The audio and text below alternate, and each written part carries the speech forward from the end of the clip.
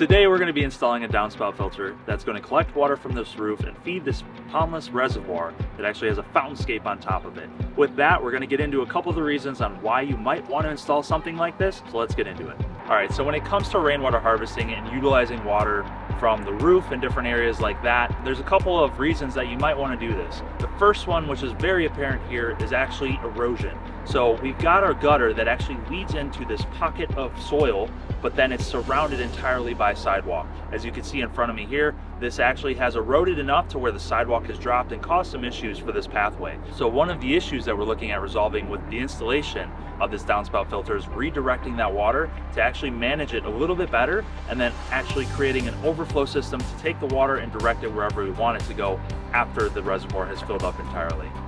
Alright, so a few benefits when it comes to actually collecting and utilizing rainwater for these types of systems is A, we're not going to have to actually top this off nearly as much, if at all. So the rainwater is actually going to be redirected into that reservoir so it always stays full. The other thing is we're getting a nice pure water from the rain source, right? So that means we're not going to have the same chlorine or chloramines that come with some of the city tap waters. So whether we're watering plants or whether we're trying to top a pond off to make sure that the fish have a nice healthy water source, that's going to be beneficial there. The other thing to consider is if you have very hard water, meaning a lot of minerals and stuff in your water column, it's going to be great for that. Rainwater is typically a nice soft water, so it's going to reduce the amount of buildup you have on your stones and fountain features. Alright, so right here we've got the actual downspout filter itself.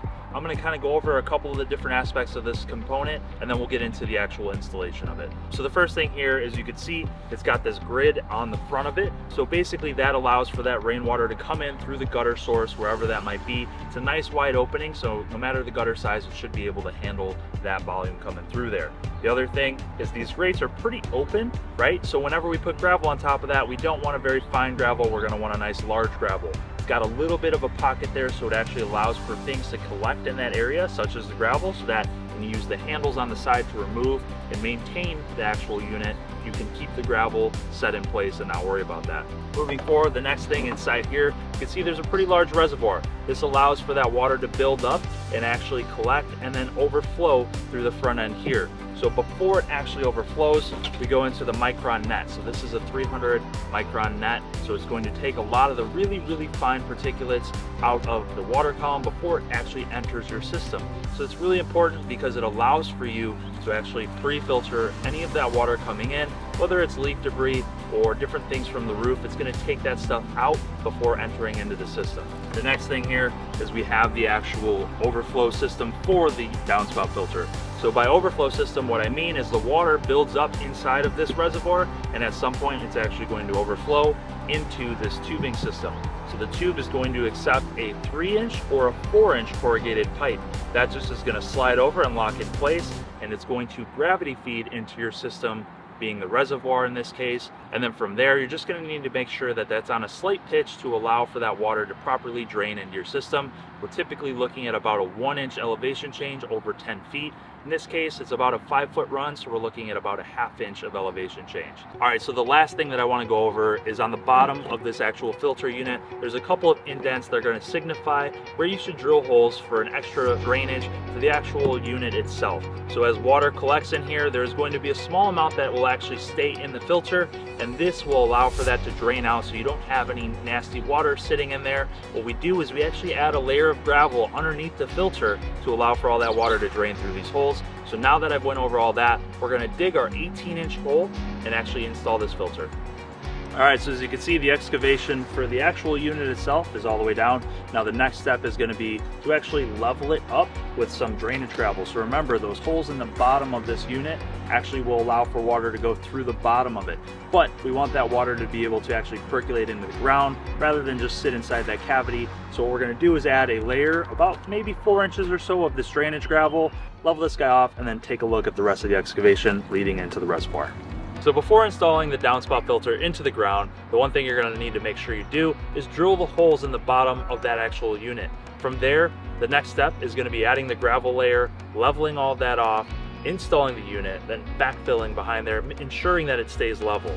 So So it's important to remember when you're setting the downspout filter, we're going to have to take a look at the elevations of not only the filter itself, but also your reservoir. We want to make sure the drainage pipe has a pitch going from the downspout filter downward into the reservoir. Without that, you could have issues with water backflowing through the system when it does get a little overwhelmed, and that would compromise your overflow on the actual reservoir. So from there, we're going to take a look at the elevations running into the reservoir with our drain pipe, backfill that, get that set, and continue with the project.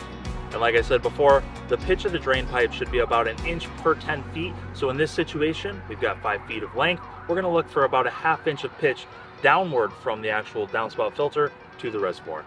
All right, so here we are. We are actually at the reservoir now. As you can see, the drain pipe is completely buried. We got the proper pitch coming in. The only part left is over here, what is exposed. And so we're just basically gonna finish this with some rock work. So it's easy to disguise this. The one main thing we did is we actually ran the pipe over the liner, and that liner just kind of tucks under. So it's important to note that's actually the lowest point. So whenever you are setting your overflow system, just remember, if you run it this way, this is something that you're gonna have to deal with. There are other ways to do this. You could run it over the top of the blocks. In this case, we actually ran it directly into the sides, partly because of the excavation and the elevation changes that we had. But the other part is going to be, it actually prevents any type of rodents or different things from getting inside there, causing other issues. So with that said, the last important thing that you're gonna have to think about is actually the overflow system for this. Since we are collecting a pretty substantial amount of water from the roof, this system could easily get overwhelmed, and so an overflow is imperative to make sure that we're not taking this water management system and actually making things worse. So with the overflow systems, there's a bunch of different ways you can do it. It really doesn't matter at the end of the day. You can do a low edge liner overflow with a dry stream bed. You can do an infiltration tank, or if the application allows for it, you can daylight the pipe elsewhere.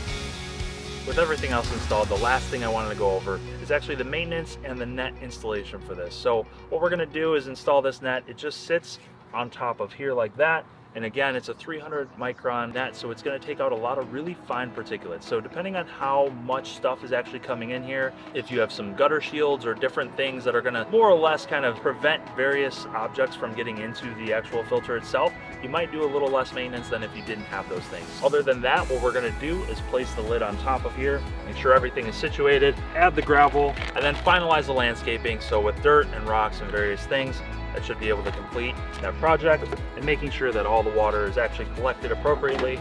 So that wraps up our downspout filter installation. The last thing that we need to do is actually button up the rest of the water feature.